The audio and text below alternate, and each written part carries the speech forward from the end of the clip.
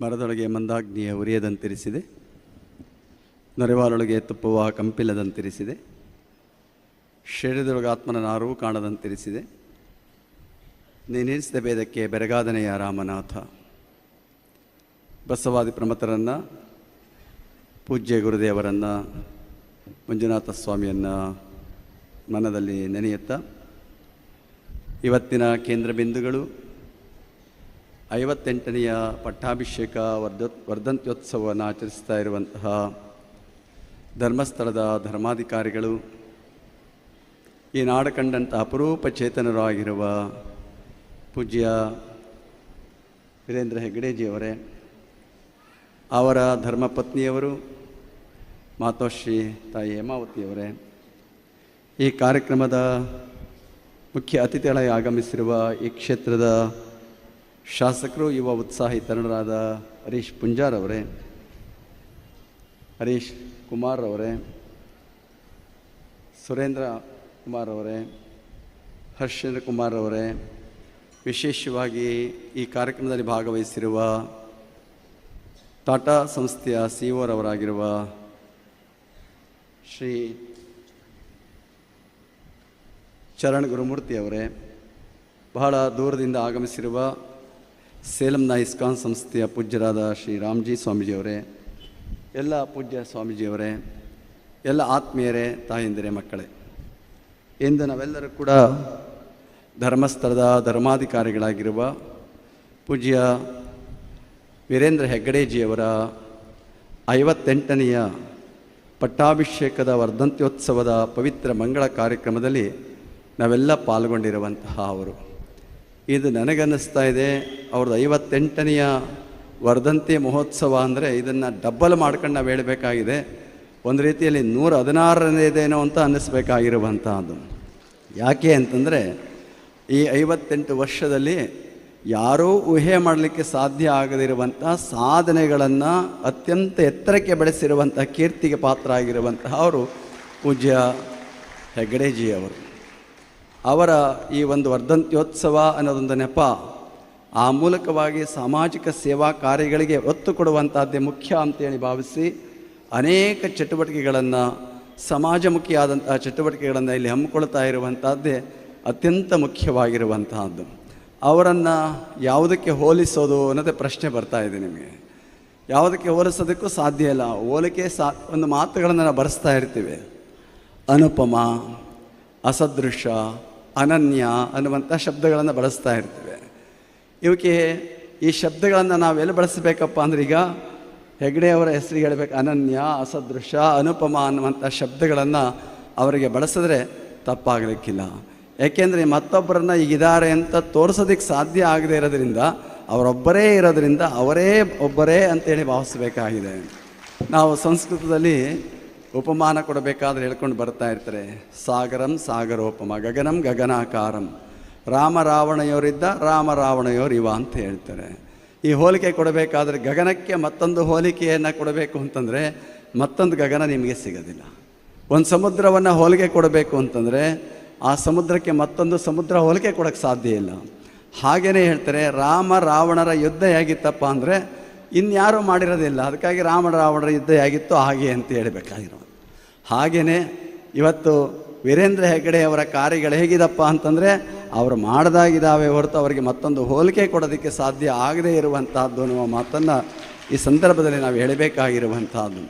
ಅವ್ರನ್ನ ನೋಡಿದಾಗ ನನಗೆ ಒಂದು ಮನಸ್ಸಿನಲ್ಲಿ ಬರ್ತಾ ಇದೆ. ಅವರ ತಾತ ಮಂಜಯ್ಯ ಹೆಗ್ಗಡೆ, ಅವರ ತಂದೆ ರತ್ನವರ್ಮ ಹೆಗ್ಗಡೆ, ಬಹುಶಃ ಎರಡೂ ಶಕ್ತಿಗಳ ಕೇಂದ್ರ ಆಗಿರುವಂತಹ ಅವರು ಅಂದರೆ ಶ್ರೀ ವೀರೇಂದ್ರ ಹೆಗ್ಗಡೆಯವರು ಅಂತ ಹೇಳಬೇಕಾಗಿರುವಂತಹದ್ದು. ತಾತನ ಕನಸು, ತಂದೆಯ ಮನಸ್ಸು ಎರಡನ್ನೂ ಒಟ್ಟುಗೂಡಿಸಿ ಸಂಸ್ಥೆಯನ್ನು ಈ ಒಂದು ಕ್ಷೇತ್ರವನ್ನು ಅಭಿವೃದ್ಧಿಯ ಶಿಖರಕ್ಕೆ ಕೊಂಡೊಯ್ದಿರುವಂತಹ ಕೀರ್ತಿಗೆ ಪಾತ್ರ ಆಗಿರುವಂತಹ ಅವರು ಪೂಜ್ಯ ನಮ್ಮ ಹೆಗ್ಗಡೆಯವರು ಅಂತ ಹೇಳಬೇಕಾಗಿದೆ. ನಾವೆಲ್ಲ ಕೇಳಿದ್ದೇವೆ, ವಿಜಯನಗರದ ಒಂದು ಶಾಸನ ಇದೆ. ಆ ಶಾಸನದಲ್ಲಿ ಬರೆಸಿದ್ದಾರೆ, ಕೆರೆಯಂ ಕಟ್ಟಿಸು, ಬಾವಿಯಂ ತೋಡಿಸು, ದೇವಾಗಾರಮಂ ಮಾಡಿಸು, ಸೆರೆಯೊಳು ಸಿಲ್ಕ ಅನಾಥರಂ ಬಿಡಿಸು, ನಂಬಿದವರಿಗಿಂಬುಗೈ ಅಂತ ಹೇಳಿ ತಾಯಿ ಮಗುವಿಗೆ ಹಾಲುಣಿಸುವಾಗ ತನ್ನ ಕಿವಿಯಲ್ಲಿ ಈ ಒಳ್ಳೆಯ ಮಾತುಗಳನ್ನು ಹೇಳ್ತಿದ್ಲು ಅನ್ನುವಂತಹ ಮಾತನ್ನು ವಿಜಯನಗರ ಅರಸರ ಕಾಲದಲ್ಲಿರುವ ಶಾಸನದಲ್ಲಿ ಬರ್ತದೆ. ಇದನ್ನೇನಾದರೂ ನಾವು ಕಾರ್ಯರೂಪದಲ್ಲಿ ಮಾಡಿರುವಂತಹ ವ್ಯಕ್ತಿಗಳು ಯಾರನ್ನಾದರೂ ನೋಡಬೇಕು ಅಂತಂದರೆ ಧರ್ಮಸ್ಥಳಕ್ಕೆ ಬರಬೇಕು, ಹೆಗ್ಗಡೆ ಅವರನ್ನು ನೋಡಬೇಕು. ಈ ಮಾತುಗಳು ಸಾಕ್ಷಾತ್ಕಾರಗೊಂಡಿದೆ ಇಲ್ಲಿ ಅಂತ ಹೇಳಬೇಕಾಗಿರುವಂತಹದ್ದು. ಇವತ್ತು ಪೂಜ್ಯ ಹೆಗ್ಗಡೆಯವರು ಇವತ್ತು ನಮ್ಮ ಕನಸಿನ ಭಾರತ ಇದೆ ನಮಗೆ. ಇವತ್ತು ನೋಡಿ, ಮಹಾತ್ಮ ಗಾಂಧೀಜಿಯವರು ಕನಸು ಕಂಡರು, ನಮ್ಮ ದೇಶ ಹೀಗಿರಬೇಕು, ಅಭಿವೃದ್ಧಿ ಹೊಂದಬೇಕು, ಬಡತನ ಹೋಗಬೇಕು, ಕುಡಿತ ಇರಬಾರ್ದು, ಸಮಾನತೆ ಸಾಧಿಸಬೇಕು, ಹೆಣ್ಣುಮಕ್ಕಳು ಗಂಡು ಮಕ್ಕಳಷ್ಟೇ ಸಮಾನತೆ ಇರಬೇಕು, ಎಲ್ಲವನ್ನು ಗಾಂಧೀಜಿಯವರು ಕನಸು ಕಂಡರು.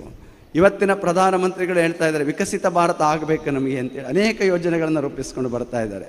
ನಮ್ಮ ಹಿಂದಿನ ರಾಷ್ಟ್ರಪತಿಗಳಾಗಿದ್ದಂತಹ APJ ಅಬ್ದುಲ್ ಕಲಾಂರೊಂದು ಮಾತು ಹೇಳ್ತಿದ್ರು, ಹಳ್ಳಿಗಳ ಉದ್ಧಾರ ಆಗಬೇಕಾದ್ರೆ ಪುರ ಬೇಕು ಅಂತೇಳಿ, providing urban facilities in rural area ಅಂತೇಳಿ ಆ ಚಿಂತನೆಗಳನ್ನು ಇಟ್ಕೊಂಡು ಕೆಲಸ ಮಾಡಿದರು. ಈ ಮೂರೂ ಚಿಂತನೆಗಳನ್ನು ಇಟ್ಟುಕೊಂಡು 58 ವರ್ಷದಿಂದ ಕೆಲಸ ಮಾಡಿರುವಂತಹ ಏಕೈಕ ವ್ಯಕ್ತಿ ಯಾರಾದರೂ ಸಿಗ್ತಾರೆ ಅಂತಂದರೆ ಅವರು ಹೆಗ್ಗಡೆ ಅವರನ್ನು ಕಾಣಬೇಕಾಗಿರುವಂಥದ್ದು. ಆ ರೀತಿಯಲ್ಲಿ ಇವತ್ತು ಗ್ರಾಮಗಳ ಅಭಿವೃದ್ಧಿಗೆ, ಗ್ರಾಮಗಳ ಉದ್ಧಾರಕ್ಕಾಗಿ, ಜನತೆಯ ಒಂದು ಭವಿಷ್ಯಕ್ಕಾಗಿ ಅನೇಕ ಯೋಜನೆಗಳನ್ನು ರೂಪಿಸುವಂತಹ ಬಹುದೊಡ್ಡ ಕಾರ್ಯವನ್ನು ಪೂಜ್ಯ ಹೆಗ್ಗಡೆಯವರು ಮಾಡಿಕೊಂಡು ಬಂದಿದ್ದಾರೆ. ಧಾರ್ಮಿಕವಾಗಿ ಅನೇಕ ಕಾರ್ಯಗಳನ್ನು ಮಾಡೋದರ ಜೊತೆಗೆ ಸಾಮಾಜಿಕ ಚಟುವಟಿಕೆಗಳಿದೆಯಲ್ಲ, ಅದು ಇವತ್ತು ಅನನ್ಯವಾಗಿರುವಂಥದ್ದು, ಮಾದರಿಯಾಗಿರುವಂಥದ್ದು, ಆದರ್ಶ ಆಗಿರುವಂಥದ್ದು. ಇಲ್ಲಿ ಪೂಜ್ಯ ಮಾತನಾಡ್ತಾ ಹೇಳಿದರು, ಅವರು ಮಾಡಿರುವ ಕಾರ್ಯಗಳು ಇವತ್ತು ಮಾದರಿಯ ಕಾರ್ಯಗಳು, ಆದರ್ಶವಾದ ಕಾರ್ಯಗಳು. ಎಂದಿಗೂ ಕೂಡ ಆ ಆದರ್ಶ ಕಾರ್ಯಗಳಲ್ಲಿ ಅವರು ಸಂಸದರಾದ ಮೇಲೆ ತೆಗೆದುಕೊಂಡಿರುವ ನಿರ್ಣಯ ತೆಗೆದುಕೊಂಡ್ರೆ ಅದೇ ಒಂದು ದೊಡ್ಡ ಆದರ್ಶ ಆಗಿರುವಂತಹದ್ದು. ಇವತ್ತು ಸಂಸದರು ಯಾವುದಕ್ಕೋ ದುಡ್ಡನ್ನು ಕೊಟ್ಟು ಆ ಸಂಸದರ ನಿಧಿಯನ್ನು ಅದಕ್ಕೆ ಬಳಸ್ತಾ ಇರ್ತಾರೆ. ಆದರೆ ಒಂದು ಚಿಂತನೆಯನ್ನು ಮಾಡಿ ಬೀದರ್ ಜಿಲ್ಲೆಯನ್ನು ಆಯ್ಕೆ ಮಾಡಿಕೊಂಡು ಬೀದರ್ ಜಿಲ್ಲೆಯ ರೈತರ ಹೈನುಗಾರಿಕೆಯನ್ನು ಹಸನು ಮಾಡಿ ಹೈನುಗಾರಿಕೆಗೆ ಒತ್ತು ಕೊಡುವುದರ ಮೂಲಕ ಇವತ್ತು ಬೀದರ್ನಲ್ಲಿ ಏನಾದರೂ ಒಂದು ಬಿಳಿಯ ಕ್ರಾಂತಿಯನ್ನು ಮಾಡಿದ್ದಾರೆ ಅಂದರೆ, ಇವತ್ತು ವೈಟ್ ರೆವಲ್ಯೂಷನ್ ಮಾಡಿದ್ದಾರೆ ಅಂತಂದರೆ ನಮ್ಮ ಸಂಸದರ ನಿಧಿಯಿಂದ ಸಾರ್ಥಕವಾಗಿ ಬಳಸಿಕೊಳ್ಳುವುದರ ಮುಖಾಂತರವಾಗಿ ಅಲ್ಲಿಯ ರೈತರಿಗೆ ಅವರ ಬೆನ್ನೆಲುಬಾಗಿ ಅವರ ಹೈನುಗಾರಿಕೆಯನ್ನು ಹೆಚ್ಚಿಸುವಂಥ ಕೆಲಸವನ್ನು ಮಾಡಿದ್ದಾರೆ. ಇಲ್ಲಿ ಮಾತನಾಡ್ತಾ ಹೇಳಿದರು 15,000 ಲೀಟ್ರ್ ಇದ್ದಂಥದ್ದು ಇವತ್ತೆಷ್ಟು ಲೀಟ್ರಿಗೆ ಹೋಗಿದೆಯಪ್ಪ ಅಂದರೆ ಲಕ್ಷವನ್ನು ಮೀರಿ ಆ ಒಂದು ಹಾಲು ಉತ್ಪಾದನೆಯನ್ನು ಮಾಡುವಂತಹ ರೈತರು ಇವತ್ತು ಅಲ್ಲಿದ್ದಾರೆ ಅಂತೇಳಿ. ಅನೇಕ ಕುಟುಂಬಗಳು ಇವತ್ತು ಜೀವನ ಸಾಗಿಸೋದು ಯಾವುದರಿಂದ? ರೈತ ಮಾಡುವಂತಹ ವ್ಯವಸಾಯದಿಂದ ಸಾಲ್ತಾ ಇಲ್ಲ, ವ್ಯವಸಾಯದಿಂದ ಬದುಕಕ್ಕಾಗ್ತಾ ಇಲ್ಲ. ಇವತ್ತೊಂದೊಂದು ಕುಟುಂಬಗಳು 2 ಹಸುಗಳನ್ನು ಇಟ್ಕೊಂಡು ಹಾಲು ಮಾರಿ ತಮ್ಮ ಜೀವನವನ್ನು ಸಾಗಿಸ್ತಾ ಇದ್ದಾರೆ, ಹಾಲು ಮಾರಿ ತಮ್ಮ ಮಕ್ಕಳ ವಿದ್ಯಾಭ್ಯಾಸವನ್ನು ಮಾಡ್ತಾ ಇದ್ದಾರೆ, ಹಾಲು ಮಾರಿ ತಮ್ಮ ಬದುಕನ್ನು ರೂಪಿಸಿಕೊಳ್ಳುವಂಥ ಕೆಲಸವನ್ನು ಮಾಡಿಕೊಳ್ತಾ ಇದ್ದಾರೆ. ಇವತ್ತು ರೈತರಿಗೆ, ಹಳ್ಳಿ ಜನಗಳಿಗೆ ಇವತ್ತು ಹೈನುಗಾರಿಕೆ ಎನ್ನುವಂಥದ್ದು ಬೆನ್ನೆಲುಬಾಗಿರುವಂಥದ್ದು, ದೊಡ್ಡ ಶಕ್ತಿಯಾಗಿರುವಂಥದ್ದು. ಅದನ್ನು ಗಮನಿಸಿದಂಥ ಖಾವಂದರರು ಬೀದರ್ ಜಿಲ್ಲೆಯನ್ನು ಆಯ್ಕೆ ಮಾಡಿಕೊಂಡ್ರು. ಏಕೆಂದರೆ ಬಹಳ ದೂರದ ಬೀದರ್ ಜಿಲ್ಲೆ ಹಿಂದುಳಿದಿರುವಂತಹ ಒಂದು ಜಿಲ್ಲೆ ಅಂತೇಳಿ ಭಾವಿಸಿ ಆ ಹೈನುಗಾರಿಕೆಗೆ ಒತ್ತು ಕೊಡಬೇಕು ಅಂತ ಹೇಳಿ ಅಲ್ಲಿ ಎಂತಹ ಒಂದು ಕೆಲಸ ಮಾಡಿದ್ದಾರೆ ಅಂತಂದರೆ, ಅಲ್ಲಿ ಎಲ್ಲವನ್ನು ಬದಲಾವಣೆಯನ್ನು ಮಾಡಿ ಯಾಂತ್ರಿಕವಾದಂತಹ ತಂತ್ರಜ್ಞಾನಗಳನ್ನು ಬಳಸಿಕೊಳ್ಳುವಂತಹ ಜೊತೆಗೆ ಹೊಸ ಹೊಸ ಆವಿಷ್ಕಾರಗಳನ್ನು ಅಲ್ಲಿ ಕೊಡುವುದರ ಮೂಲಕ, ಜೊತೆಗೆ ಅವರಿಗೆ ಒಳ್ಳೆಯ ಪರಿಕರಗಳನ್ನು ಕೊಡುವುದರ ಮುಖಾಂತರವಾಗಿ ಅಷ್ಟೇ ಅಲ್ಲ, ಅವರಿಗೆ ಬೇಕಾದಂತಹ ಹಸುಗಳಿಗೆ ಬೇಕಾಗಿದ್ದ ಮೇವನ್ನು ಇವತ್ತು ಫುಡ್ಡನ್ನು ಒದಗಿಸಿಕೊಡುವಂಥ ಮುಖಾಂತರವಾಗಿಯೂ ಕೂಡ ಅವರಿಗೆ ದೊಡ್ಡ ಒಂದು ಕಾರ್ಯವನ್ನು ಮಾಡುವಂಥ ಕೆಲಸವನ್ನು ಪೂಜ್ಯರು ಇವತ್ತು ಮಾಡಿದ್ದಾರೆ. ಅಂದರೆ ಹಿಂದೆ ಮಾಡಿರುವಂಥ ಆದರ್ಶಗಳೆಲ್ಲವೂ ಕೂಡ ಇದಕ್ಕಿಂತ ದೊಡ್ಡ ಆದರ್ಶಗಳಾಗಿ ಬದುಕ್ತಾ ಇರುವಂತಹದ್ದು. ಇವತ್ತು ನೀವು ನೋಡಿದ ಹಾಗೆ ಗ್ರಾಮಾಭಿವೃದ್ಧಿ ಯೋಜನೆ ಸಂಸ್ಥೆ ಇವತ್ತು ಒಂದು ಸರ್ಕಾರ ಮಾಡೋದಕ್ಕೆ ಸಾಧ್ಯ ಆಗದೇ ಇರುವಂತಹ ರೀತಿಯಲ್ಲಿ ಗ್ರಾಮಾಭಿವೃದ್ಧಿ ಕೆಲಸ ಆಗ್ತಾ ಇದೆ ಅನ್ನೋದನ್ನು ಜನತೆಯಾದಂಥ ನೀವೆಲ್ಲರೂ ಕೂಡ ಬಲ್ಲಂತಹವರಾಗಿದ್ದೀರಿ. ಇವತ್ತು ಅನೇಕರ ಬದುಕಿನಲ್ಲಿ ಆರ್ಥಿಕವಾದಂಥ ಬದಲಾವಣೆಯನ್ನು ತಂದು ಆ ಕುಟುಂಬಗಳು ಆರ್ಥಿಕ ಸುಸ್ಥಿತಿಗೆ ಬರೋದಕ್ಕೆ ಇವತ್ತು ಗ್ರಾಮಾಭಿವೃದ್ಧಿ ಸಂಸ್ಥೆಯ ಮೂಲಕ ಮಾಡ್ತಾ ಇರುವಂತಹ ಕೆಲಸ ಇದೆಯಲ್ಲ, ಸೇವೆ ಇದೆಯಲ್ಲ, ಅದು ಸಾರ್ಥಕವಾಗಿರುವಂತಹ ಸೇವೆಯಾಗಿರುವಂತಹದ್ದು. ಅಷ್ಟೇ ಅಲ್ಲ, ಇವತ್ತು ನೋಡಿ, ಇವತ್ತು ಮದ್ಯವರ್ಜನ, ಇವತ್ತು ನಾನು ಹೇಳಿದಾಗೆ ಸೆರೆಯೋಳು ಸಿಲ್ಕ್ ಅನಾಥರಂ ಬಿಡಿಸು, ಕೆರೆಯಂ ಕಟ್ಟಿಸು ಅಂದರು. ಸಾವಿರಾರು ಕೆರೆಗಳನ್ನು ಪುನರುದ್ಧಾರ ಮಾಡಿದ್ದಾರೆ. ಇವತ್ತು ಕೆರೆಗಳನ್ನು ಇವತ್ತು ಉದ್ಧಾರ ಮಾಡಿರೋದ್ರಿಂದಾಗಿ ಮರುಪೂರ್ಣವಾಗಿ ಜಲ ತನ್ನಷ್ಟಿಗೆ ತಾನೇ ಅಲ್ಲಿ ಉಕ್ಕಿ ಹರಿಯುವಂಥ ಕೆಲಸ ಆಗ್ತಾ ಇದೆ. ಆ ರೀತಿಯಲ್ಲಿಯೇ ಇವತ್ತು ದೇವಸ್ಥಾನಗಳನ್ನು, ಅನೇಕ ದೇವಸ್ಥಾನಗಳು ನಮ್ಮ ಭಾರತೀಯ ಸಂಸ್ಕೃತಿಯ ಪರಂಪರೆಯಂತೆ ಇವತ್ತು ದೇವ ಮಂದಿರಗಳು ಇವತ್ತು ಹಾಳು ಬಿಡ್ತಾ ಇದ್ದಾವೆ. ಆ ಪುರಾತತ್ವ ಇಲಾಖೆಗೆ ಒತ್ತು ಕೊಡುವುದರ ಮುಖಾಂತರವಾಗಿ ಒಳ್ಳೊಳ್ಳೆಯ ಅನೇಕ ದೇವಸ್ಥಾನಗಳನ್ನು ನಿರ್ಮಾಣ ಮಾಡುವಂತಹ ಕೆಲಸವನ್ನು ಕೂಡ ಅನೇಕ ಅನುದಾನವನ್ನು ಕೊಡುವುದರ ಮುಖಾಂತರವಾಗಿ ಅವುಗಳನ್ನು ಪುನರುಜ್ಜೀವನಗೊಳಿಸುವಂಥ ಕೆಲಸವನ್ನು ಪೂಜ್ಯರು ಬಹಳ ವರ್ಷಗಳಿಂದಲೇ ಕೂಡ ನಡೆಸಿಕೊಂಡು ಬಂದಿರುವಂತಹ ಅವರು. ಅದರ ಜೊತೆಗೆ ಮದ್ಯವರ್ಜನ ಶಿಬಿರಗಳಿದೆಯಲ್ಲ, ಇದು ಎಷ್ಟು ವರ ಆಗಿದೆ ಅಂತಂದರೆ, ಅನೇಕ ತಾಯಂದಿರು ಇವತ್ತು ನಿಟ್ಟುಸಿರು ಬಿಡ್ತಾ ಇದ್ದಾರೆ. ಇವತ್ತು ಸಂತೋಷವನ್ನು ವ್ಯಕ್ತ ಮಾಡ್ತಾ ಇದ್ದಾರೆ. ಯಾಕಪ್ಪ ಅಂತಂದರೆ ಕುಡುಕನಿಲ್ಲದ ಕೊಡಪ್ಪ, ನಾವೆಲ್ಲ ನೋಡ್ತಾ ಇದ್ದೀವಿ, ಕುಡುಕನಿಲ್ಲದ ಗಂಡ ಕೊಡಪ್ಪ ಅಂತೇಳಿ ಪ್ರಾರ್ಥನೆ ಮಾಡ್ತಾಯಿದ್ರು. ಇವತ್ತು ಕುಡ್ತಾ ಇರೋ ಗಂಡನ ಬಿಡಿಸಪ್ಪ ಅಂತೇಳಿ ಪ್ರಾರ್ಥನೆ ಮಾಡಬೇಕಾಗಿರುವಂಥ ಸನ್ನಿವೇಶ ನಿರ್ಮಾಣ ಆಗಿರುವಂಥದ್ದು. ಇವತ್ತು ಅಂತಹ ಹಿನ್ನೆಲೆಯಲ್ಲಿ ಅಲ್ಲಲ್ಲೇ ಮದ್ಯವರ್ಜನ ಶಿಬಿರಗಳನ್ನು ಆಯೋಜಿಸುವುದರ ಮುಖಾಂತರವಾಗಿ ಅವರನ್ನು ಒಬ್ಬ ಮನುಷ್ಯನನ್ನಾಗಿ ಮಾಡುವಂಥ ಕೆಲಸವನ್ನು ಪೂಜ್ಯರು ಮಾಡ್ಕೊಂಡು ಬರ್ತಾ ಇದ್ದಾರೆ. ಏಕೆ ಅಂತಂದರೆ ಮದ್ಯ ಮೊದಲು ಮಾನವ ಸೇವಿಸ್ತಾನಂತೆ, ಮದ್ಯ ಆಮೇಲೆ ಮದ್ಯವೇ ತನ್ನನ್ನು ಸೇವಿಸ್ತದಂತೆ, ಕೊನೆಗೆ ಏನು ಮಾಡ್ತದೆ ಮದ್ಯ ಅಂದರೆ ಮದ್ಯ ಮಾನವನನ್ನು ಸೇವಿಸಿಬಿಡ್ತದಂತೆ. ಆದ್ದರಿಂದಾಗಿ ಇವತ್ತು ಮನುಷ್ಯ ಅರ್ಥ ಮಾಡಿಕೊಳ್ಬೇಕು. ಯಾರೂ ಇವತ್ತು ನಾವು ಯೋಚನೆ ಮಾಡ್ತಾ ಇಲ್ಲ, ಆರೋಗ್ಯದ ಬಗ್ಗೆ ಚಿಂತನೆ ಮಾಡ್ತಾ ಇಲ್ಲ, ಕುಟುಂಬದ ಬಗ್ಗೆ ಚಿಂತನೆ ಮಾಡ್ತಾ ಇಲ್ಲ, ಮಕ್ಕಳ ಭವಿಷ್ಯದ ಬಗ್ಗೆ ಚಿಂತನೆ ಮಾಡ್ತಾ ಇಲ್ಲ. ಅದನ್ನು ಕಂಡಂತಹ ಪೂಜ್ಯರು ಇವತ್ತು ಆ ಒಂದು ಮಧ್ಯವರ್ಜನ ಶಿಬಿರಗಳನ್ನು ಮಾಡಬೇಕು, ಅವರನ್ನು ಒಳ್ಳೆಯ ವ್ಯಕ್ತಿಗಳನ್ನು ರೂಪಿಸಬೇಕು ಅನ್ನುವಂತಹ ಉದ್ದೇಶವನ್ನು ಇಟ್ಕೊಂಡು ಮಧ್ಯವರ್ಜನ ಶಿಬಿರಗಳನ್ನು ನಾಡಿನಾದ್ಯಂತ ಇವತ್ತು ವಿಸ್ತರಿಸುವುದರ ಮುಖಾಂತರವಾಗಿ ಲಕ್ಷಾಂತರ ಜನರನ್ನು ತಮ್ಮ ಬದುಕನ್ನು ರೂಪಿಸಿಕೊಳ್ಳುವ ಉತ್ತಮ ಜೀವನವನ್ನು ಸಾಗಿಸೋದಕ್ಕೆ ಅವರನ್ನು ಪರಿವರ್ತಿಸುವಂಥ ಕೆಲಸವನ್ನು, ಅವರ ಮನಸ್ಸನ್ನು ಪರಿವರ್ತಿಸುವಂಥ ಕೆಲಸವನ್ನು ಪೂಜ್ಯರು ನಿರಂತರವಾಗಿ ಮಾಡಿಕೊಂಡು ಬರ್ತಾ ಇರುವಂಥದ್ದು ಈ ನಾಡಿನ ಒಂದು ಪುಣ್ಯ ಅಂತೇಳಿ ಭಾವಿಸಬೇಕಾಗಿರುವಂಥದ್ದು, ಜನರ ಭಾಗ್ಯ ಅಂತೇಳಿ ಭಾವಿಸಬೇಕಾಗಿರುವಂಥದ್ದು. ಏಕೆಂದರೆ ಮಹಾತ್ಮ ಗಾಂಧೀಜಿಯವರು ಒಂದು ಮಾತು ಹೇಳ್ತಾರೆ, ಕುಡಿತ ಇಂಟಾಕ್ಸಿಕೇಟೆಡ್ ಇರಬಾರ್ದು. ಇವತ್ತು ನಮ್ಮ ದೇಶದಲ್ಲಿ ಯಾವುದೇ ಕುಡಿತ ಆಗಲಿ ಮತ್ತೊಂದು ಮಾದಕ ವಸ್ತು ಆಗಲಿ ನಮ್ಮ ದೇಶದಲ್ಲೇ ಇರಬಾರ್ದು ಅನ್ನುವಂತಹ ಕನಸನ್ನು ಮಹಾತ್ಮ ಗಾಂಧೀಜಿಯವರು ಕಂಡರು. ಅವರು ಕಂಡಂಥ ಕನಸು ಇವತ್ತು ಕಾಣೋಕ್ಕೆ ಸಾಧ್ಯ ಆಗ್ತಾ ಇರಲಿಲ್ಲ. ಅವ್ರು ಹೇಳಿದ್ರು, ನನಗೇನಾದರೂ ಸರ್ವಾಧಿಕಾರ ಕೊಟ್ಟರೆ ನಾನು ಮೊದಲು ಮಾಡುವುದೇನಪ್ಪ ಅಂದರೆ ಈ ಒಂದು ಮಾದಕ ವಸ್ತುಗಳನ್ನು ಸಂಪೂರ್ಣವಾಗಿ ನಾನು ಇಲ್ಲಿಂದ ನಾನು ತೆಗೆದು ಹಾಕ್ತೇನೆ ಎನ್ನುವಂತಹ ಮಾತನ್ನು ಮಹಾತ್ಮ ಗಾಂಧೀಜಿಯವರು ಕಂಡಂಥ ಕನಸಾಗಿತ್ತು. ಇವತ್ತು ಅದು ಆಗ್ತಾ ಇಲ್ಲ. ಆದರೂ ಕೂಡ ಪೂಜ್ಯರು ಅದನ್ನು ಚಿಂತನೆಯನ್ನು ಇಟ್ಕೊಂಡು ಇವತ್ತು ಹಳ್ಳಿ ಜನಗಳು ಉದ್ಧಾರ ಆಗಬೇಕು ಅನ್ನುವಂತಹ ಚಿಂತನೆಗಳನ್ನು ಇಟ್ಕೊಂಡು ಆ ಕೆಲಸವನ್ನು ಮಾಡ್ತಾ ಇದ್ದಾರೆ. ಇವತ್ತು ಮಹಿಳೆಯರ ಬಗ್ಗೆ ಅವರ ಕಾಳಜಿ ಎಷ್ಟಿದೆ ಅನ್ನೋದನ್ನು ಯೋಚನೆ ಮಾಡೋಕ್ಕಾಗಲಿಲ್ಲ. ಇವತ್ತು ಎಲ್ಲ ಹಳ್ಳಿಗಳಲ್ಲಿ ಅನೇಕ ತಾಯಂದಿರು ಇವತ್ತು ಉತ್ತಮ ಬದುಕನ್ನು ಬಾಳ್ತಾ ಇದ್ದಾರೆ ಅಂದರೆ, ಆರ್ಥಿಕವಾದಂಥ ಸುಸ್ಥಿತಿಗೆ ಬರ್ತಾ ಇದ್ದಾರೆ ಅಂದರೆ ಪೂಜ್ಯರು ಮಾಡ್ತಾ ಇರುವಂಥ ಅನೇಕ ಯೋಜನೆಗಳಿಂದ ಅದಕ್ಕೆ ಸಾಧ್ಯ ಆಗ್ತಾ ಇರುವಂಥದ್ದು. ಅದರ ಜೊತೆಗೆ ಹೆಣ್ಣು ಮಕ್ಕಳಿಗೆ ಒಂದು ಧಾರ್ಮಿಕ ಸಂಸ್ಕಾರ, ಸಾಮೂಹಿಕವಾಗಿ ಕುಳಿತು ಪೂಜೆ ಮಾಡುವಂಥದ್ದು, ಪ್ರಾರ್ಥನೆ ಮಾಡುವಂಥದ್ದು, ಅವೆಲ್ಲ ಸಂಸ್ಕಾರವನ್ನು ಕೊಡುವಂಥ ಕೆಲಸವನ್ನು ನಿರಂತರವಾಗಿ ಪೂಜ್ಯ ಹೆಗ್ಗಡೆಯವರು ನಡೆಸ್ಕೊಂಡು ಬರ್ತಾ ಇರುವಂಥದ್ದು ತಮ್ಮೆಲ್ಲರಿಗೆ ತಿಳಿದಿರುವಂತಹ ಸಂಗತಿ ಎನ್ನುವಂತಹ ಮಾತನ್ನು ಈ ಸಂದರ್ಭದಲ್ಲಿ ನಾವು ಸ್ಮರಿಸ್ಕೊಳ್ಬೇಕಾಗಿರುವಂಥದ್ದು. ಅಂಗವಿಕಲರಿರ್ಬೋದು, ಶಿಕ್ಷಣಕ್ಕೆ ಇರಬಹುದು, ಅನೇಕ ಒತ್ತು ಕೊಡುವಂಥ ಕೆಲಸವನ್ನು ಪೂಜ್ಯರು ಮಾಡಿಕೊಂಡು ಬಂದಿದ್ದಾರೆ. ಇಲ್ಲಿ ಮಾತನಾಡ್ತಾ ಹೇಳಿದ್ರು, ನಮ್ಮಲ್ಲಿ ಒಂದು ಮಾತಿದೆ, ಶಿವ ಪಂಚಾಯತಗಳು ಅಂತೇಳಿ ಕರೀತಾರೆ. ಆ ಶಿವ ಪಂಚಾಯತ್ಗಳು ಯಾವಪ್ಪ? ಅನ್ನದಾನ, ಅರಿವು ದಾನ, ಆಶ್ರಯದಾನ, ಅಭಯದಾನ, ಇಂಥ ಅನುಭವದಾನ ಅಂತೇಳಿ ಕರ್ಕೊಂಡು ಬರ್ತಾ ಇದ್ದಾರೆ.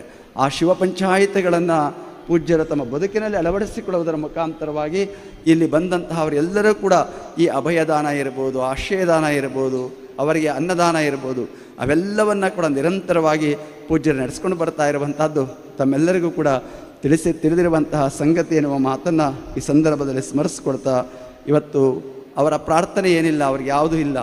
ಅವರಿಗೆ ಮಂಜುನಾಥನಲ್ಲಿ ಅವ್ರು ಕೇಳ್ಕೊಳ್ಳೋದೇನಪ್ಪ ಅಂತಂದರೆ ಈ ಸಮಾಜದಲ್ಲಿ ಒಳ್ಳೆಯ ವ್ಯಕ್ತಿಗಳಾಗಬೇಕು, ಸಮಾಜದಲ್ಲಿ ಶಾಂತಿ ನೆಲೆಸಬೇಕು, ಒಳ್ಳೆಯ ವಾತಾವರಣ ಉಂಟಾಗಬೇಕು ಅನ್ನುವಂಥ ಪ್ರಾರ್ಥನೆ ಬಿಟ್ಟರೆ ಅವರಿಗಾಗಿ ಅವರು ಯಾವುದೇ ಪ್ರಾರ್ಥನೆಯನ್ನು ಮಾಡಿಕೊಳ್ಳೋದಿಲ್ಲ. ವೈಯಕ್ತಿಕವಾಗಿ ಅವರು ತುಂಬ ಈ 58 ವರ್ಷಗಳಲ್ಲಿ ಅವರಷ್ಟು ತಮ್ಮ ಬದುಕನ್ನು ತೇದ ಗಂಧದಂತೆ, ಒಂದು ಉರಿವ ಒಂದು ದೀಪದಂತೆ ತಮ್ಮನ್ನು ತಾವು ಅರ್ಪಿಸಿಕೊಳ್ಳುವುದರ ಮುಖಾಂತರವಾಗಿ ಸಮಾಜಕ್ಕೆ ಬೆಳಕಾಗುವಂಥ ಕೆಲಸವನ್ನು ನಿರಂತರವಾಗಿ ಅವರು ಮಾಡ್ಕೊಂಡು ಬರ್ತಾ ಇದ್ದಾರೆ. ನೋಡಿ, 5 ದೀಪ ಹಚ್ಚಿದ ದೀಪ 5 ಉರಿತಾ ಇದ್ದಾವೆ. ನಾನು ಸಂತೋಷ ಆಗ್ತಾ ಇದೆ, 5 ದೀಪಗಳು ಉರಿತಾ ಇದ್ದಾವೆ ಅಂದರೆ ಅದೇ ರೀತಿಯಲ್ಲಿ ಅವರು ನಮಗೆ ನಾವು ಬತ್ತಿಯ ದೀಪ ಹಚ್ಚಿರ್ಬೋದು, ಆದರೆ ಜೀವಂತ ದೀಪಗಳನ್ನು ಬೆಳಗಿಸುವಂಥ ಕೆಲಸವನ್ನು ಅವರು ನಿರಂತರವಾಗಿ ಮಾಡ್ಕೊಂಡು ಬರ್ತಾ ಇದ್ದಾರೆ. ಒಂದು ಮಾತನ್ನು ಕವಿ ಕಾಳಿದಾಸ ಹೇಳ್ತಾನೆ, ಆ ರಾಜರನ್ನು ಕುರಿತು ಹೇಳ್ಕೊಂಡು ಬರ್ತಾ ಇದ್ದಾನೆ. ರಾಜರ ವರ್ಣನೆಯನ್ನು ಮಾಡಬೇಕಾದ್ರೆ ಹೇಳ್ತಾನೆ, ಹೇಗಿದ್ರಪ್ಪ ಆ ರಾಜರುಗಳು ಅಂತಂದರೆ, ಅವರ ಪ್ರಜಾನಾಂ ವಿನಯಾದಾನಾತ್ ರಕ್ಷಣಾತ್ ಭರಣಾದಪಿ ಸಪಿತ ಪಿತರಸ್ತಾಸಾಂ ಕೇವಲಂ ಜನ್ಮಹೇತವಃ ಅಂತ ಹೇಳ್ತಾನೆ. ಆ ಪ್ರಜೆಗಳನ್ನು ಪಾಲನೆ ಪೋಷಣೆ ಮಾಡುವುದರ ಮುಖಾಂತರವಾಗಿ ಅವರಿಗೆ ತಂದೆ ರೂಪದಲ್ಲಿದ್ದ ರಾಜ ಅವ್ರಿಗೆ ನಿಜವಾದ ಜನ್ಮ ಕೊಟ್ಟವ್ರಿಗೆ ಜನ್ಮಕ್ಕೆ ಮಾತ್ರ ಕಾರಣ ಆಗಿರ್ತಾ ಇದ್ದರು. ಅವರ ಬದುಕಿಗೆ, ಅವರ ಬೆಳವಣಿಗೆಗೆ, ಅವರ ಜೀವನಕ್ಕೆ, ಉತ್ತಮ ಬದುಕಿಗೆ ಕಾರಣ ಆಗಿದ್ದಂತಹ ಅವನು ರಾಜ ಅಂತ ಹೇಳ್ತಾನೆ. ಹಾಗೆ ಕಾವಂದರರು ಇವತ್ತು ಅನೇಕರ ಬದುಕಿಗೆ ಒಂದು ರೀತಿಯಲ್ಲಿ ತಂದೆ ತಾಯಿಯಂತೆ ಅವರೆಲ್ಲರಿಗೂ ಕೂಡ ಬದುಕನ್ನು ರೂಪಿಸುವಂಥ ಕೆಲಸವನ್ನು ನಿರಂತರವಾಗಿ ಪೂಜ್ಯರು ಕೂಡ ಮಾಡ್ಕೊಂಡು ಬರ್ತಾ ಇರುವಂತಹ ಅವರು. ಅದಕ್ಕಾಗಿ ಭರ್ತೃಹರಿ ಒಂದು ಮಾತನ್ನು ಹೇಳ್ತಾನೆ, ನತ್ವಹಂ ಕಾಮಯೇ ರಾಜ್ಯಂ ನ ಸ್ವರ್ಗಂ ನ ಪುನರ್ಭವಂ ಕಾಮಯೇ ದುಃಖತಕ್ತಾನಾಂ ಪ್ರಾಣಿನಾಂ ಆರ್ತಿನಾಶನಾಂ. ನನಗೆ ರಾಜ್ಯ ಬೇಡ, ನನಗೆ ಸ್ವರ್ಗ ಬೇಡ, ಮತ್ಯಾವುದು ಬೇಡ, ಆದರೆ ದುಃಖಿತರ ದುಃಖವನ್ನು ಹೋಗಲಾಡಿಸುವಂಥ ಶಕ್ತಿ ನನಗೆ ಕೊಡು ಅಂತೇಳಿ ಪ್ರಾರ್ಥನೆ ಮಾಡುತ್ತಿದ್ದೇನೆ ಅಂತ ಹೇಳ್ತೇನೆ. ಹಾಗೆ ಇವತ್ತು ಕಾವಂದರರು ಕೂಡ ಅವರು ಬೇರೆ ನನಗೆ ರಾಜ್ಯನೂ ಬೇಡ, ಸ್ವರ್ಗನೂ ಬೇಡ, ಮತ್ತೊಂದು ಬೇಡ, ಸಮಾಜದ ಜನಗಳ ಒಂದು ಭವಣೆ ಅರಿಯಬೇಕು, ಅವರ ಕಷ್ಟ ನಿವಾರಣೆ ಆಗಬೇಕು ಅನ್ನುವಂಥದ್ದೇ ಪೂಜ್ಯ ಕಾವಂದರ ಯಾವತ್ತರ ಮನಸ್ಸು ತುಡಿತಾ ಇರುವಂಥದ್ದು ನಾವು ಮಾತನ್ನು ಈ ಸಂದರ್ಭದಲ್ಲಿ ನಾವು ಸ್ಮರಿಸ್ಕೊಳ್ಬೇಕಾಗಿರುವಂಥದ್ದು.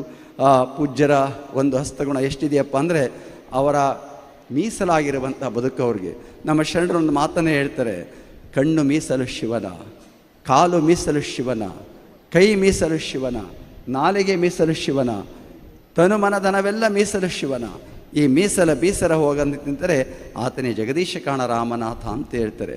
12ನೇ ಶತಮಾನದ ಜಡ ದಾಸಿಮಯ್ಯ ಅನ್ನುವಂತಹ ಒಬ್ಬ ಶರಣ ಹೇಳುವಂತಹ ಮಾತು ಇದು ಯಾವಾಗ ಎಂಥವ್ರಿಗೆ ಅರ್ಥ ಆಗ್ತದೆ ಅಂದರೆ ಇವರನ್ನ ನೋಡಿದಾಗ ಅರ್ಥ ಆಗಬೇಕಾಗಿರುವಂಥದ್ದು.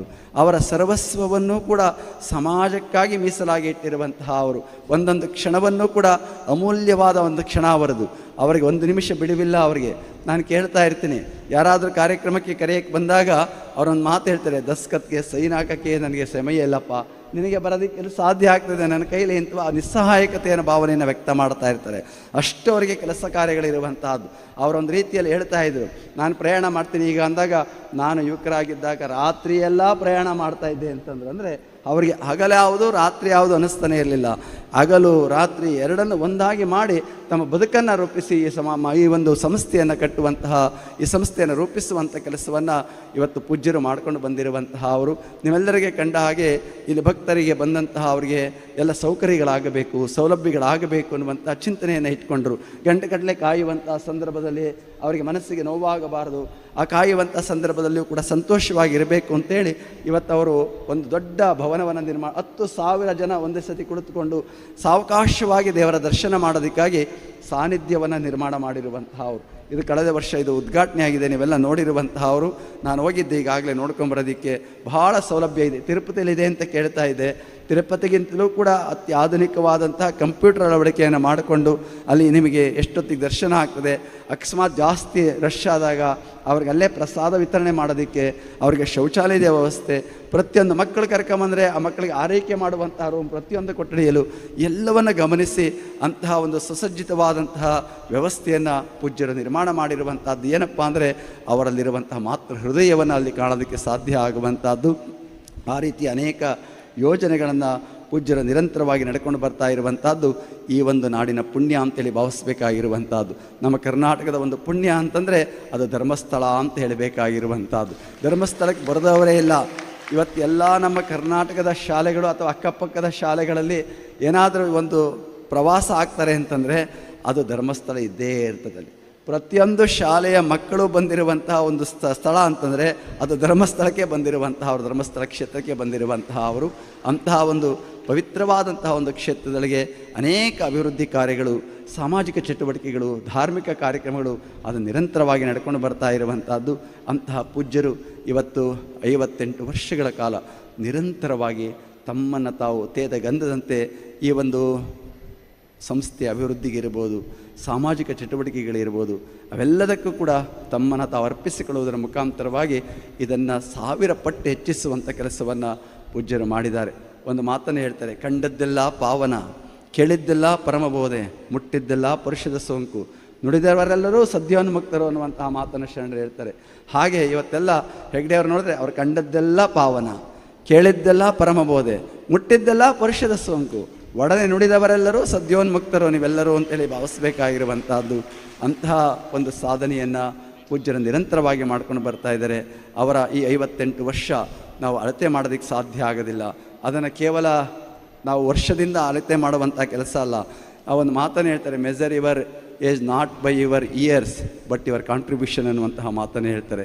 ನಿನ್ನ ಯಾವುದೇ ವಯಸ್ಸಿರ್ಬೋದು, ಅದನ್ನು ನಿನ್ನ ಏಜ್ ವರ್ಷಗಳಿಂದ ಅಳೆಯಬೇಡ, ಆದರೆ ಆ ವರ್ಷದಲ್ಲಿ ನೀನು ಮಾಡಿದ ಕೊಡುಗೆಗಳಿಂದ ಅದನ್ನು ಅಳೆಯಬೇಕು ಅಂತ ಹೇಳ್ತಾರೆ. ಹಾಗೆ ಇವತ್ತು 58 ವರ್ಷಗಳ ನಿರಂತರವಾದ ಕೊಡುಗೆಗಳು, ವರ್ಷ ಪೂರ್ತಿ ಅವರ ಆಯುಷ್ಯದ ಪೂರ್ತಿಯೂ ಕೂಡ ಆ ಕೊಡುಗೆಗಳನ್ನು ಸಮಾಜಕ್ಕೆ, ನಾಡಿಗೆ ನೀಡುವಂಥ ಕೆಲಸವನ್ನು ನಿರಂತರವಾಗಿ ಪೂಜ್ಯರು ಮಾಡ್ಕೊಂಡು ಬರ್ತಾ ಇರುವಂಥದ್ದು ನಮ್ಮ ಈ ಕನ್ನಡಿಗರ ಒಂದು ಭಾಗ್ಯ ಅಂತೇಳಿ ಭಾವಿಸಬೇಕಾಗಿದೆ ಎನ್ನುವಂತಹ ಮಾತನ್ನು ಈ ಸಂದರ್ಭದಲ್ಲಿ ಹೇಳ್ತಾ ಇವತ್ತು ಅವರಿಗೆ ಜೊತೆಯಾಗಿ ಇವತ್ತು ಅವರ ತಮ್ಮಂದಿರೆಲ್ಲರೂ ಕೂಡ ಅಷ್ಟೇ ಕೈ ಜೋಡಿಸುವುದರ ಮುಖಾಂತರವಾಗಿ ಅಣ್ಣ ಅಂದರೆ ಸಾಕು, ಬೇರೆ ಏನು ಮಾತೇ ಇಲ್ಲ. ಬಹುಶಃ ಒಂದು ರೀತಿಯಿಂದ ನೋಡಿದ್ರೆ ರಾಮನಿಗೆ ಯಾಕೆ ಅಣ್ಣ ತಮ್ಮದಿರಿದ್ರು ಅದೇ ರೀತಿಯಲ್ಲಿ ಅವರ ಕೆಲಸವನ್ನು ಮಾಡ್ತಾ ಇದ್ದಾರೆ ಅಂತೇಳಿ ಅನ್ಬೇಕಾಗಿರುವಂಥದ್ದು. ಒಬ್ಬ ಭರತನಂತೆ, ಒಬ್ಬ ಲಕ್ಷ್ಮಣನಂತೆ ಎಲ್ಲರೂ ಕೂಡ ಜೊತೆಯಾಗಿ ನಿಂತು ಅವರ ಸೇವೆಗೆ ತಮ್ಮನ್ನು ತಾವು ಅವರೂ ಕೂಡ ಅರ್ಪಿಸಿಕೊಳ್ಳುವಂಥ ಕೆಲಸವನ್ನು ನಿರಂತರವಾಗಿ ಮಾಡ್ತಾ ಇದ್ದಾರೆ. ಅದರ ಜೊತೆಗೆ ಅವರ ಕೈ ಹಿಡಿದ ಹೇಮಾವತಿ ತಾಯಿಯವರು ನಿಜವಾಗಲೂ ಕೂಡ ಅವರಿಗೆ ಧನ್ಯರು. ಅವರಿಗೆ ನಾವೆಲ್ಲರೂ ಕೂಡ ಅವರಿಗೆ ನಮಸ್ಕಾರವನ್ನು ಎಳಬೇಕಾಗಿರುವಂಥದ್ದು.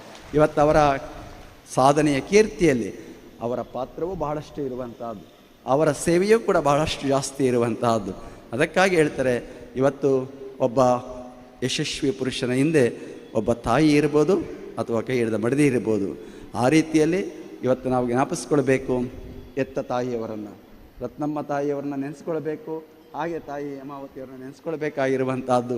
ಆ ಎರಡು ಚೇತನಗಳು ಕೂಡ ಈ ಮಹಾನ್ ಚೇತನವನ್ನು ರೂಪಿಸುವಂಥ ಕೆಲಸವನ್ನು ನಿರಂತರವಾಗಿ ಮಾಡ್ಕೊಂಡು ಬರ್ತಾ ಇದ್ದಾರೆ. ಕುಲಂ ಪವಿತ್ರಂ ಜನನಿ ಕೃತಾರ್ಥ ವಸುಧಾ ಪುಣ್ಯವತಿ ಅಂತ ಹೇಳ್ತಾರೆ. ಇಂತಹ ವ್ಯಕ್ತಿಗಳನ್ನು ಎತ್ತಂಥ ಕುಲವೇ ಅದು ಪವಿತ್ರವಾಯಿತು, ಎತ್ತ ತಾಯಿ ಧನ್ಯಳಾದಳು, ಈ ಭೂಮಿ ಪವಿತ್ರ ಆಯಿತು ಅನ್ನುವಂತಹ ಮಾತು ಹೇಳ್ತಾರೆ. ಅಂತಹ ಪವಿತ್ರತೆಗೆ ಎಲ್ಲದಕ್ಕೂ ಕಾರಣ ಆಗಿರುವಂತಹ ಅವರು ಪೂಜ್ಯ ವೀರೇಂದ್ರ ಹೆಗ್ಗಡೆಯವರು ಅನ್ನುವಂತಹ ಮಾತನ್ನು ಈ ಸಂದರ್ಭದಲ್ಲಿ ಹೇಳ್ತಾ, ಇದು ನನಗೆ ಬರೋದಕ್ಕೊಂದು ಅವಕಾಶ ಆಯಿತು. ನನಗೆ ಇಲ್ಲಿಯ ಒಂದು ಕಾರ್ಯಕ್ರಮಕ್ಕೆ ಬರಬೇಕು ಅಂತ ಆಹ್ವಾನ ಬಂತು. ನನಗೆ ಕೆಲವು 2 ದಿವಸಗಳ ಹಿಂದೆ 3 ದಿವಸದ ಹಿಂದೆ ಮಧ್ಯವರ್ಜನ ಶಿಬಿರ ಇದೆ. ಅದು ದೊಡ್ಡ ಶಿಬಿರ, 2000 ಅದು ಶಿಬಿರ ಆಗ್ತಾಯಿದೆ. ಅದು ಕ್ಷೇತ್ರದಲ್ಲಿ ಆಯೋಜಿಸ್ತಾ ಇದ್ದೀವಿ, ಬರಬೇಕು ಅಂತಂದೆ.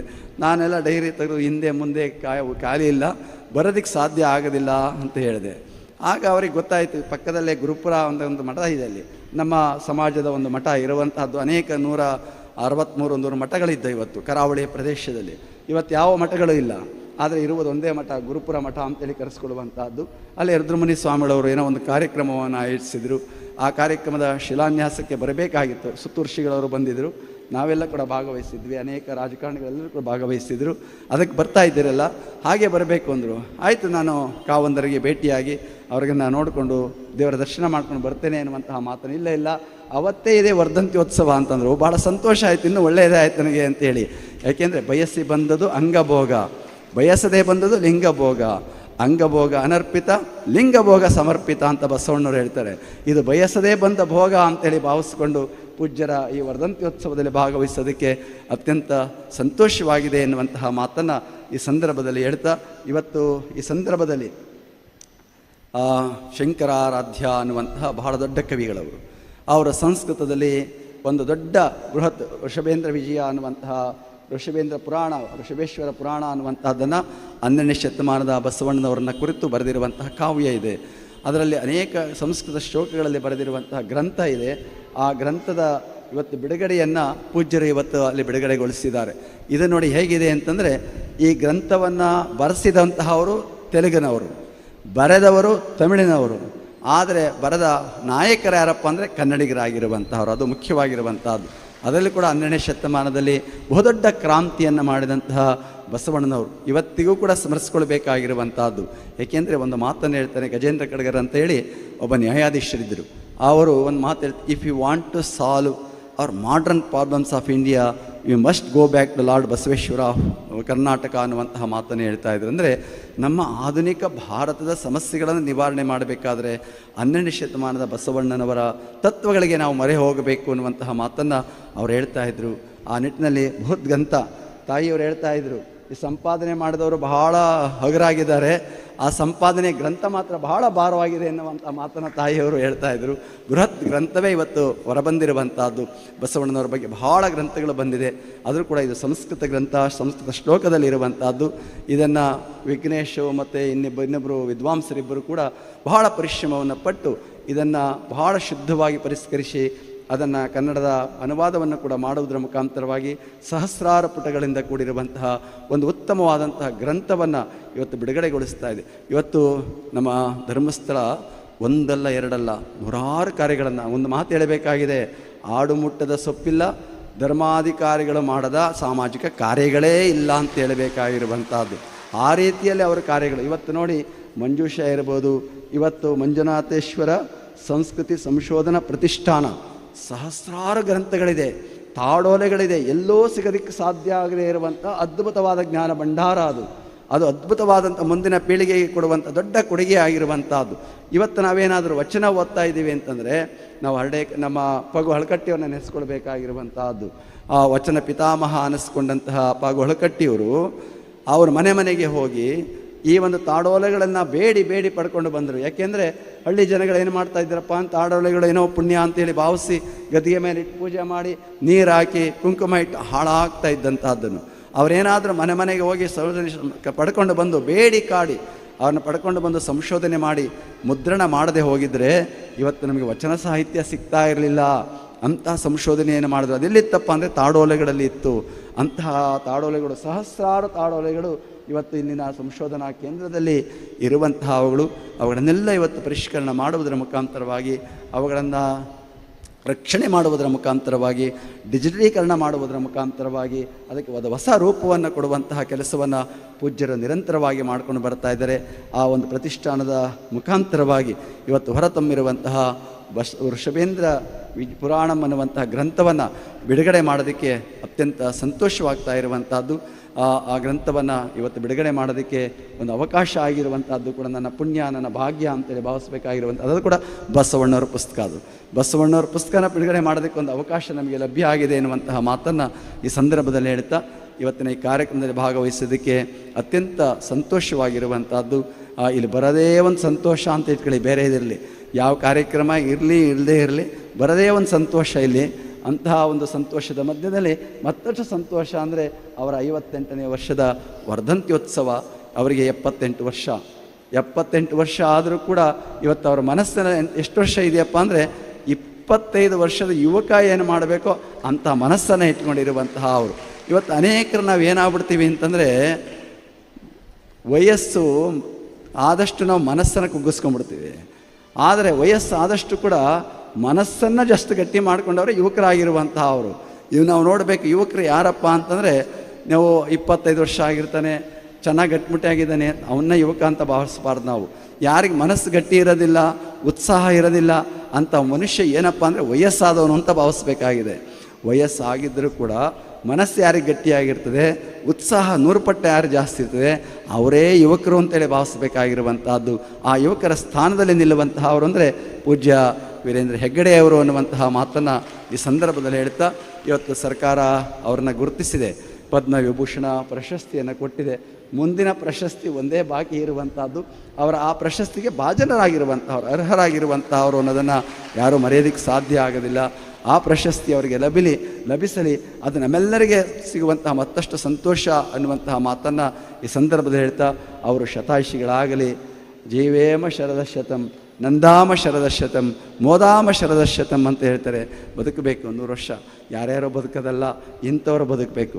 ಇಂಥವ್ರು 100 ವರ್ಷ ಇದ್ದರೆ 1000 ವರ್ಷದ ಕೆಲಸಗಳಾಗ್ತವೆ, 1000 ವರ್ಷ ಬೇಕಾದಂಥ ಅಭಿವೃದ್ಧಿಗಳಾಗ್ತವೆ ಎನ್ನುವಂತಹ ಮಾತನ್ನು ಹೇಳಬೇಕಾಗಿರುವಂಥದ್ದು.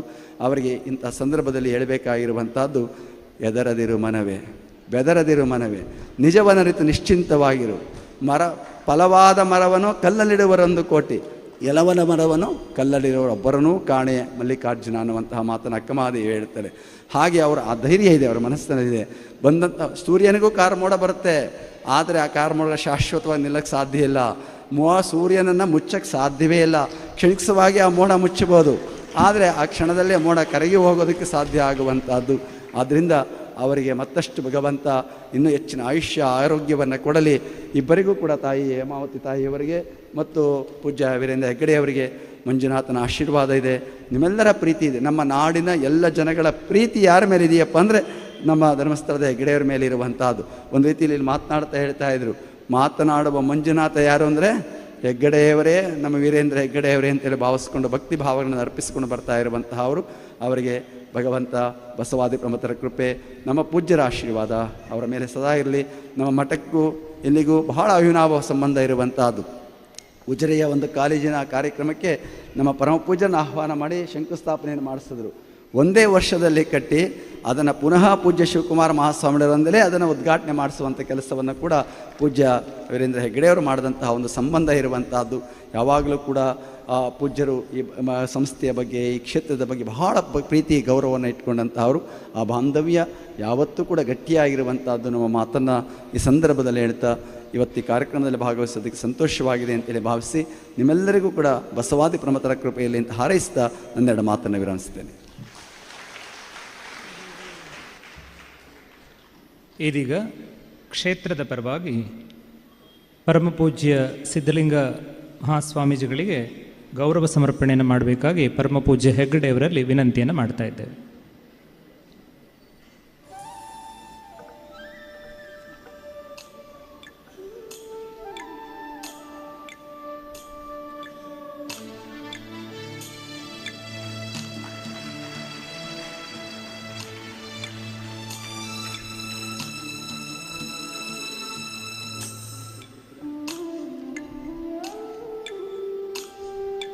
ಅದೇ ರೀತಿ ಪರಮಪೂಜ್ಯ ಸಿದ್ಧಗಂಗಾ ಮಠದ ಸ್ವಾಮೀಜಿಗಳು ಪೂಜ್ಯ ಹೆಗ್ಗಡೆಯವರನ್ನು ಗೌರವಿಸುವವರು ಎಂಬುದಾಗಿ ಸೂಚಿಸಿರುತ್ತಾರೆ.